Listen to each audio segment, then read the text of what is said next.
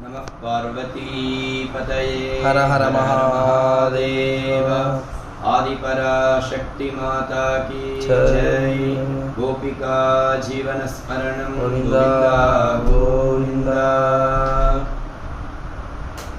गुरुवर्थे त्यक्तराज्यः व्यचरदनुवनं पद्मपद्भ्यां प्रियायाः पाणिस्पर्शाक्षमाभ्यां मृदितपथर्जो यो हरीन्द्रानुजाभ्यां वैरोप्याच्छूर्पणख्या प्रियविरहर्षारोपितभ्रूविजृम्भ त्रस्ताब्धिः बद्धसेतुः खलदवदहनः कोसलेन्द्रोऽवतान्नः सुगञ्च मे शयनञ्च मे सूषा च मे सुदिनञ्च मे.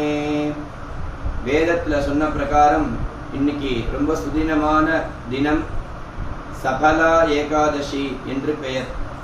ஒவ்வொரு ஏகாதசிக்கும் ஒவ்வொரு பெயர்கள் உண்டு. மத்வ ஏகாதசி, கைசிக ஏகாதசி, உத்தான ஏகாதசி, அடுத்த ஏகாதசி பார்த்தீங்கன்னா வைகுண்ட ஏகாதசி. இது மாதிரி ஒவ்வொரு ஏகாதசிக்கும் ஒவ்வொரு நாமகரணம் உண்டு. அதன் பிரகாரமாக இன்றைய ஏகாதசிக்கு சபலா ஏகாதசி என்று பெயர். சபலானா என்ன அப்படின்னாக்க நம்மளுடைய காரியங்கள் சித்தியாருது, சபலமாக ஆறுது. நம்ம என்ன காரியங்கள் எடுத்தாலும் பூர்த்தி ஆறுறதுக்கு சபலம் அப்படின்னு பேர். சம்பூர்ண சாங்க பல அப்படின்னு சொல்றா இல்லையா தத்தம் பண்ணும் பொழுது, அது மாதிரி சபலம் அப்படின்னாக்க காரியங்கள் பூர்த்தி ஆறுது அப்படின்னு அர்த்தம். அப்பேற்பட்ட புண்ணியமான ஏகாதசி. இந்த ஏகாதசி அன்னைக்கு சம்பா நகரம்னு ஒரு நகரம், அதுல மாஹிஷ்மதன்னு ஒரு ராஜா ஆண்டு வந்தான். அவனுக்கு 4 புத்திரன், 4 குழந்தைகள் அவனுக்கு. அதுல ஜேஷ்ட புத்திரனா இருக்கிறவன் ரொம்ப தப்பான சங்கத்தினால தப்பான வழிகளுக்கு போய் தப்பான குணங்கள்லாம் ஏற்பட்டு அவன் வீட்டிலிருந்து அவன் பிதாவான மாஹிஷ்மதன் அவனை அனுப்ப எங்க போறதுன்னு தெரியாம காட்டுக்கு போய் இருந்தான்.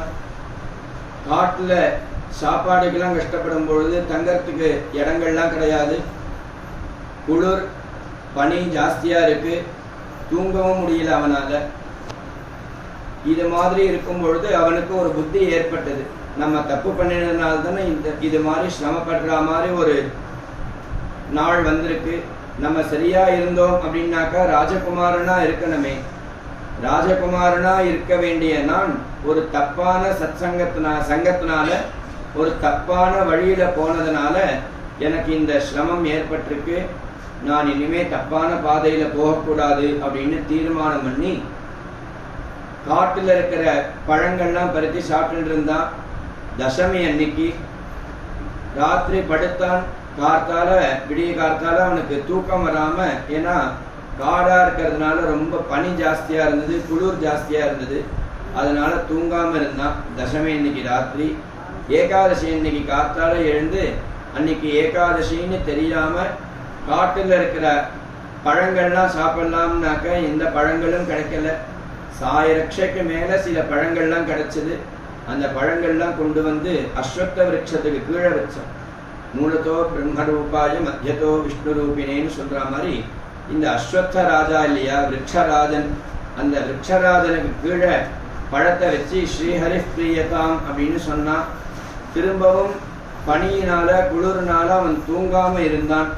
அவனுக்கு தெரியாமலேயே ஏகாதசி விரதம் இருந்ததுனால ஜாகரணமும் இருந்திருக்கான் அப்படின்னு சொல்றது. விரதம் இருந்தது மாத்திரம் போராது, ஜாகரணமும் இருக்கணும். ராத்திரியில ஜாகரணம் இருந்தோம், தூங்காம இருந்தோம் அப்படின்னாக்க நம்ம எத்தனை யாகங்கள் பண்ணி எத்தனை தட்சிணை கொடுத்தாலும் இந்த ஏகாதசி விரதம் இருந்து ஜாகரணம் இருக்கிறதுக்கு உண்டான ஈடு ஆகாது அப்படின்னு புராணங்கள்லாம் சொல்றது.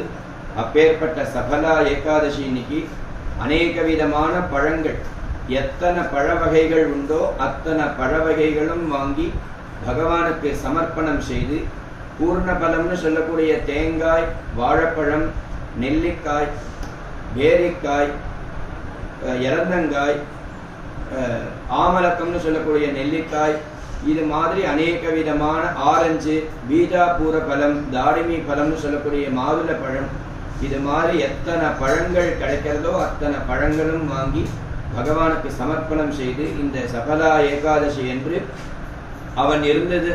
அவன் அந்த ஏகாதசி தெரிஞ்சோ தெரியாமலேயோ இருந்தான்.